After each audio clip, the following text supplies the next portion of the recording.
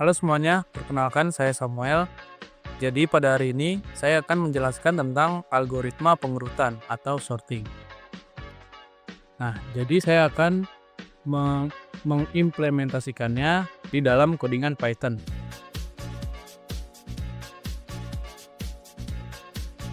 Nah, sekarang kita berlanjut ke pengertiannya terlebih dahulu. Nah, pengertian pengurutan adalah proses mengatur data secara teratur, penting dalam pengelolaan data. Untuk jenis-jenisnya, di sini kita akan belajar bubble sort, match sort, dan lainnya. Lalu penerapannya dalam Python, penggunaan algoritma untuk pengurutan data dalam bahasa Python. Nah, mungkin teman-teman ada yang belum tahu nih apa itu pengurutan ya. Jadi, pengurutan itu adalah proses dan pentingnya pengurutan dalam data. Jadi, definisi pengurutan itu proses mengatur elemen-elemen dalam koleksi data. Lalu ada tujuan pengurutan, yaitu membantu kita untuk dalam hal pencarian, analisis, dan juga presentasi data. Nah, untuk manfaatnya, salah satunya adalah memudahkan akses dan analisis data.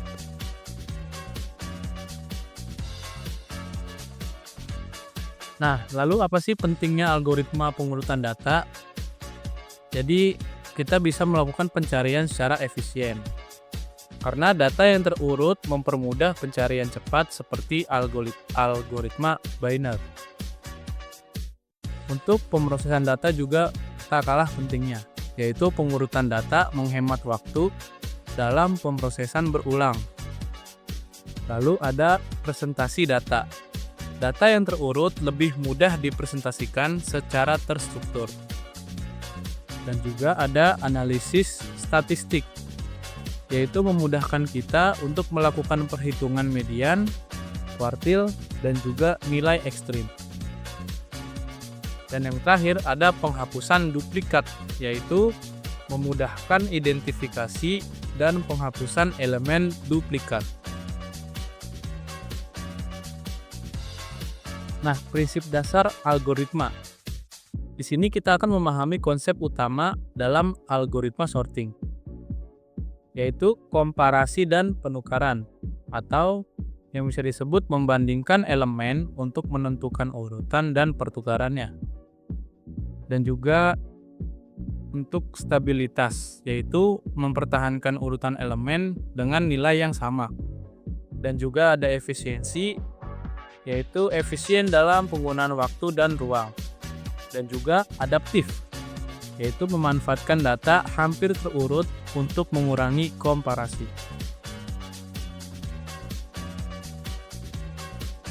Nah, algoritma pengurutan umum. Kita akan memahami jenis-jenis algoritma pengurutan. Di sini ada 3 ya. Jadi ada bubble sort, yaitu membandingkan dan menukar elemen bersebelahan jika urutannya salah. Lalu ada insertion sort, yaitu menyisipkan elemen yang belum terurut ke posisi yang benar dalam daftar. Dan yang terakhir ada selection sort, yaitu memilih elemen terkecil dan menukarnya dengan elemen yang belum terurut. Nah, yang pertama kita akan membahas singkat, yaitu bubble sort. Definisinya, algoritma sederhana membandingkan dan menukar elemen bersebelahan. Jadi, angka yang ingin kita sortir, yaitu membandingkan dan menukar elemen yang bersebelahan. Jadi, angkanya bersebelahan. Jadi, jika angka kiri lebih kecil daripada angka kanan, ya kita tidak usah memindahkannya. Tapi, jika angka yang di kiri lebih besar daripada angka yang di kanan, maka angka yang di kanan harus pindah ke kiri. Lalu ada kelemahannya, yaitu kelemahan kompleksitas. Kompleksitas waktunya yaitu O dalam kurung N pangkat 2 atau kurang efisien untuk data besar. Jadi memang bubble sort ini hanya untuk pembelajaran saja ya. Jadi tidak terlalu berguna untuk dalam coding skala besar. Tetapi ini sangat berguna untuk melatih logika kita. Nah, untuk prosesnya, proses ini terus diulang hingga tidak ada lagi pertukaran yang diperlukan, menunjukkan bahwa data sudah terurut. Nah, untuk lebih singkatnya atau untuk lebih jelasnya, saya akan memberikan contoh sebagai berikut. Nah, ini adalah contoh simple dari bubble sorting. Nah, di sini tuh ada 5 langkah ya. Dari data yang kita terima di awal, yaitu 5, 1, 4, 2, dan 8. Nah, jadi di sini angka terkecilnya adalah 1 dan yang terbesar adalah 8. Nah, bubble sorting ini akan menyortir data ini menjadi data yang dari angka terkecil hingga yang terbesar. Dan akan mengulangi langkah sampai 5 kali dalam satu iterasi. Nah, langkah yang pertama, dia akan memindahkan angka yang satu ini, yaitu angka kedua dari kiri. Dia akan pindahkan. Begitu juga dengan sebaliknya. Jadi, angka yang sebelah kiri ini, yaitu 5, itu kan bukan angka yang terkecil. Nah, jadi angka 5 ini akan dibandingkan dengan angka yang di sebelah kanannya, yaitu 1, di mana 1 lebih kecil daripada 5. Maka akan dipindahkan di dalam proses kedua ini. Lalu seterusnya ke proses ketiga, keempat, dan yang terakhir dalam iterasi yang pertama.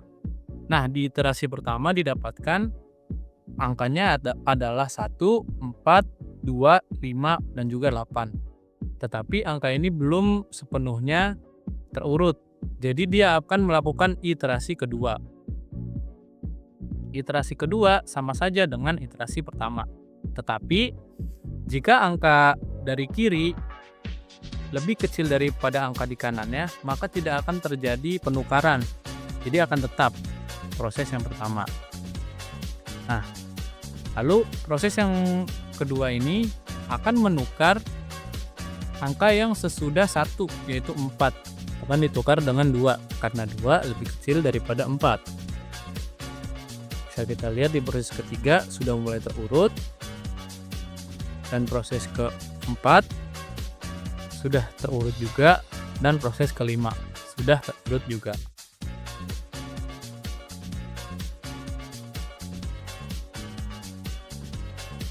Nah, sebenarnya proses ini sudah selesai. Tapi di contoh ini dilanjutkan ke iterasi ketiga, di mana untuk memastikan data tersebut sudah terurut dengan benar. Ada kolom 1, 2, 3, dan 4. Nah, ini adalah contoh dari bubble sort dalam bentuk coding di VS Code. Seperti ini, yaitu dari kolom 2 sampai kolom 8. Teman-teman bisa salin mungkin.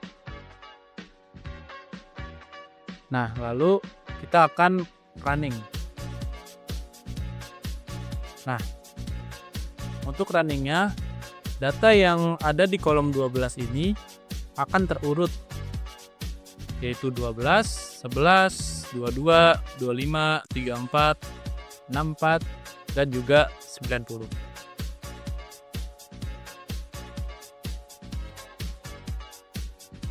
Oke, yang kedua ada insertion sort. Apa sih insertion sort itu? Jadi insertion sort itu menyusun data dengan membandingkan dan menyisipkan elemen satu persatu. Untuk prinsip dasar insertion sort adalah bahwa algoritma ini mempertimbangkan setiap elemen dalam data dan memasukkannya ke dalam posisi yang tepat dalam sub koleksi yang telah diurutkan sebelumnya. Untuk kelebihannya, efektif untuk data yang hampir terurut dan meminimalkan pergerakan elemen. Dan untuk contohnya adalah sebagai berikut. Nah, ini adalah contoh singkat dari insertion sort, di mana kita mendapatkan data 9, 7, 6, 15, 17, 5, 10, dan juga 11, di mana angka-angka ini tidak berurutan dari yang terkecil hingga yang terbesar. Nah, di sini kita harus tahu apa angka terkecil dan apa angka terbesar di dalam data ini. Nah, di dalam data ini angka terbesar adalah 17 dan yang terkecil adalah angka 5. Sesuai dengan penjelasan tadi, angka dari sebelah kiri akan membandingkannya dengan di sebelah kanannya. Dikarenakan angka sebelah kiri ini lebih besar daripada angka sebelah kanannya, maka angka sebelah kanannya ini akan berpindah ke kiri, seperti di kolom ketiga ini. Nah, di kolom ketiga ini akan dibandingkan lagi. Nah, karena 7 itu lebih kecil daripada 9, maka akan mencari angka lain yang lebih kecil daripada 7. Nah, baris ketiga ada angka 6 di mana lebih kecil daripada 7. Maka angka 6 lah yang berpindah. Dan pada kolom keempat tidak terjadi penukaran dikarenakan angka paling kiri 6 ini lebih kecil dari 7, lebih kecil dari 9, dan juga lebih kecil dari 15, yaitu angka pada baris keempat. Begitu juga dengan kolom ke-5. Nah, tetapi di kolom ke-6 terjadi penukaran dikarenakan pada angka baris ke-6 yaitu 5, di mana 5 lebih kecil daripada 6. Maka 5 dipindahkan ke ujung 6.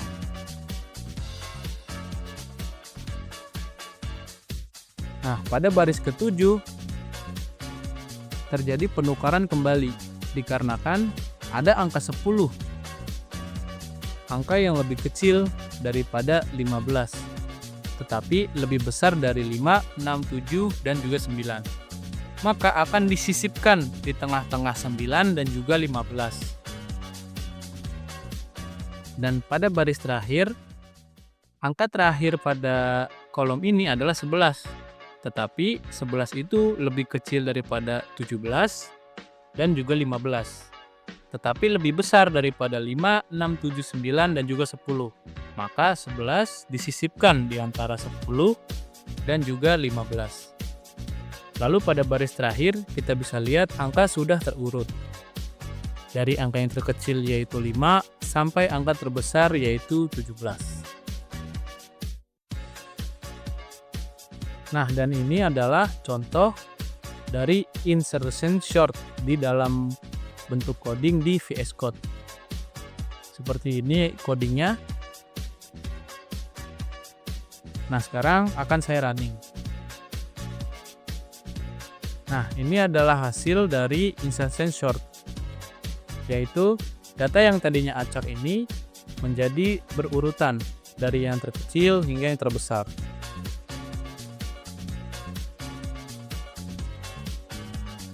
Nah, kita masuk ke selection sort.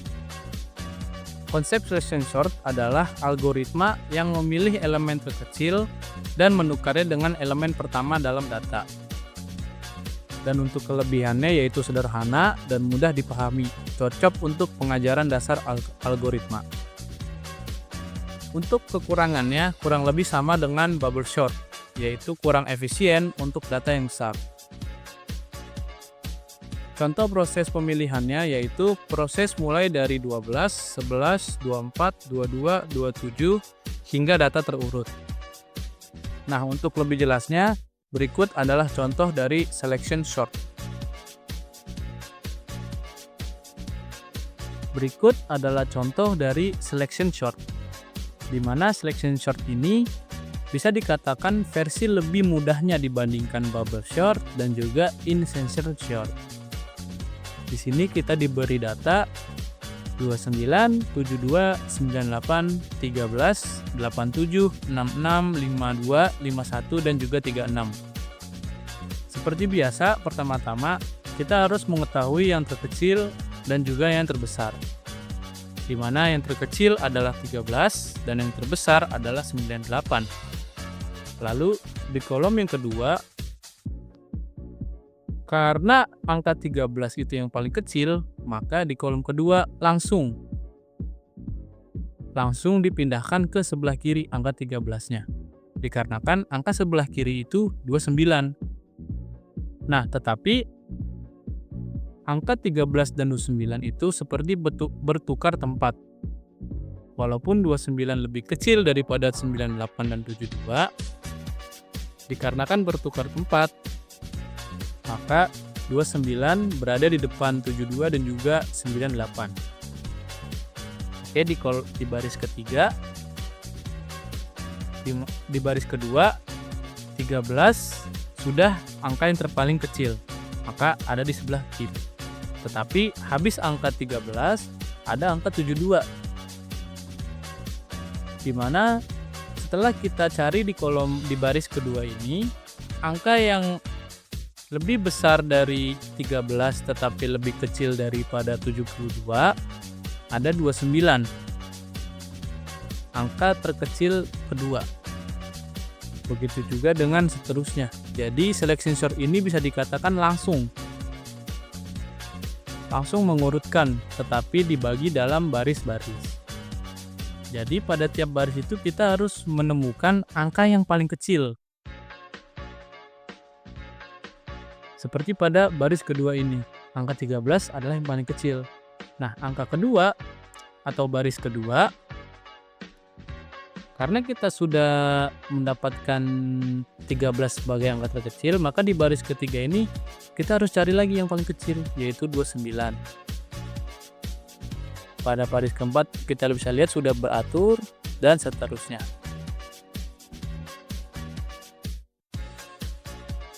Ini adalah contoh dari selection sort. Di sini teman-teman bisa menyalin sendiri ya. Contohnya di dalam bentuk coding Python. Dan saya menggunakan aplikasi VS Code. Nah, sini akan saya running. Nah, berikut adalah hasilnya ya, atau outputnya. Nah, di hasilnya ini, data yang tadinya data acak yang kita masukkan di dalam kolom 14 akan menjadi terurut dari yang terkecil, angka yang terkecil, hingga angka yang terbesar.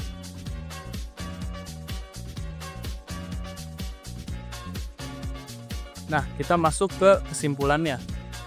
Jadi, kesimpulan yang bisa saya ambil adalah bubble sort itu algoritma yang sederhana, cocok untuk dataset kecil, tapi lambat untuk dataset besar. Lalu ada insertion sort, yaitu efisien untuk dataset kecil dan sebagian terurut. Tetapi sama dengan bubble sort, yaitu tidak efisien untuk dataset yang besar.